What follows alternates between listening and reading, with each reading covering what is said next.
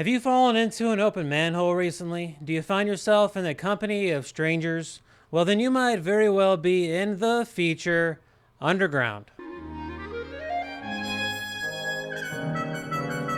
In the bittersweet spot between samurai and prisoner, my name is Hunter Lanier, and I'm here today with a review of The Samurai and the Prisoner, the latest film directed by Kiyoshi Kurosawa. This movie came out already last weekend, but only in New York and Los Angeles.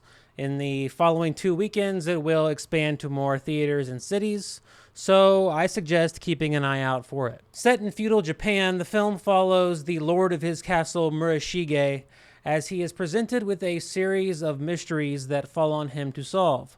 The mysteries range from murder to missing teapot. The mysteries fall on Murashige to solve, not because the castle is lacking in a resident Sam Spade, but because the solving of these mysteries is tantamount to winning the war against Murashige's rival, the tyrannical leader Oda, who, by the way, has Murashige's castle under siege. At the beginning of the film, Murashige captures Oda's strategist Kanbei, and as we will find out is an important part of Murashige's character, he is hesitant to kill needlessly, so he imprisons Kanbei rather than executes him.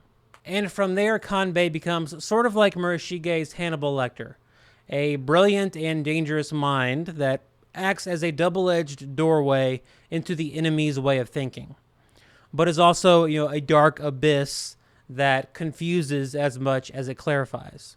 And both of those done deliberately. The Samurai and the Prisoner is a rich movie that rewards your patience. It is presented in a deceptively simple mystery of the week format, elevated by the time bomb of the army waiting just outside the walls, as well as the character of Murashige, for whom each successive mystery becomes less about understanding what happened and more about understanding himself, understanding those around him in his inner circle, understanding the world around him at large, and his place in it. This is a movie about the burden of leadership, but more so it is a movie about figuring out what it is that you find sacred and not letting go of it. And not letting it go in a chaotic world of influences that are actively trying to convince you that your values are a currency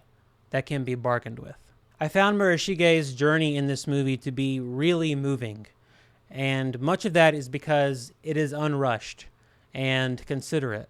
Where movies like this can often come off as corny or worse, preachy, is because they employ the 3-meal cooking show method, where they show you the ingredients, they do a little bit of cooking, and then they abruptly pull out the finished product from the oven. The Samurai and the Prisoner slow cooks the entire meal right in front of you in real time from beginning to end. And it has one of the most uplifting and feel-good endings I have seen in some time, and it is not the least bit contrived. It won't restore your faith in humanity. In fact, it might very well do the opposite. But it could very well restore your faith in yourself. And that is, after all, where humanity begins. Right off the bat, there are 2 big visual choices that the Samurai and the Prisoner makes that you are instantly going to notice. The first I'll talk about is that the movie is extremely stagey. Since the castle is under siege, the film has a bottle episode quality to it. Most of it takes place either on the castle grounds, inside the castle, or in the dungeon. The castle itself often looks like a model. In many scenes, there's even seems to be a plastic shininess to it. The plants around the castle seem fake. All of this contributes to a surreal, fable-like quality. You half expect Rod Serling to walk into frame and tell you that these are just toys in a boy's bedroom. It very much feels like the Bonzai version of feudal Japan, feudal Japan in miniature. Even when there is action, it is done theatrically. There's no blood, swords are going through armpits, fatal blows are brushing lightly against the breastplates. But I don't say any of this to insinuate that the movie has an amateurish quality to it. I say it because it does create this surreal atmosphere that I think really works in the movie's favor. It makes it feel more like an allegory or a folk tale. The other big visual choice, and this works in conjunction with the staginess, is how Kurosawa chooses to use the camera. He uses it in a way that reminds one of the days before movies became a director's medium. There's no swooping of the camera, there's no zooming of the camera, there's no photographic equivalent of purple prose. Kurosawa shoots the movie in a more classical style. Long shots that emphasize full body performances, blocking, and dialogue. There are very few close-ups, if any. Kurosawa takes himself out of the movie as much as possible. It is a very measured and confident way to present a movie, and it is consistent with the careful pace of the story. The camera is such an easy way to distract from weak writing and weak acting, but Kurosawa instead just plants it and lets everything play out on its own.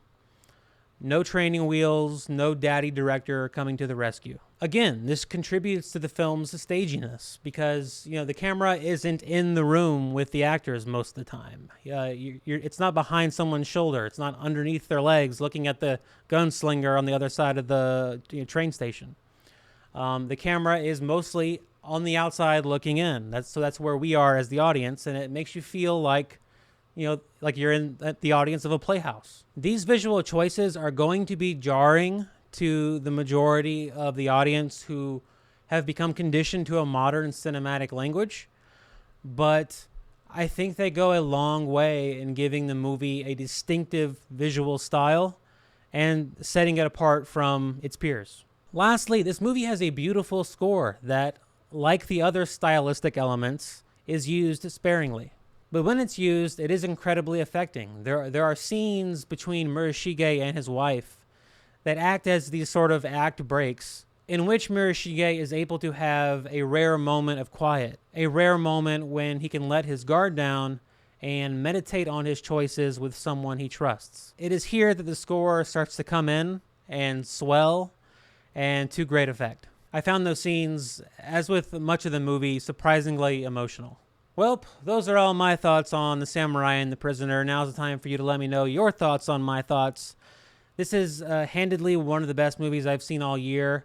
I think there are a lot of ideas and things to talk about in this movie that I didn't get to in this video. I'm trying to get to a lot of reviews this week, so I didn't have a ton of time to dedicate to this one review, but there's a lot to digest in this movie, and it has a lot to say. Next up, I'll be reviewing Ice Cream Man, which I am assuming is going to be a very different experience, for better or worse, or somewhere in the middle. I am also going to see Tony tonight, so I'll have a review of that up, probably next week sometime. Until then, I leave you with the always comforting truth that every day underground is a good day.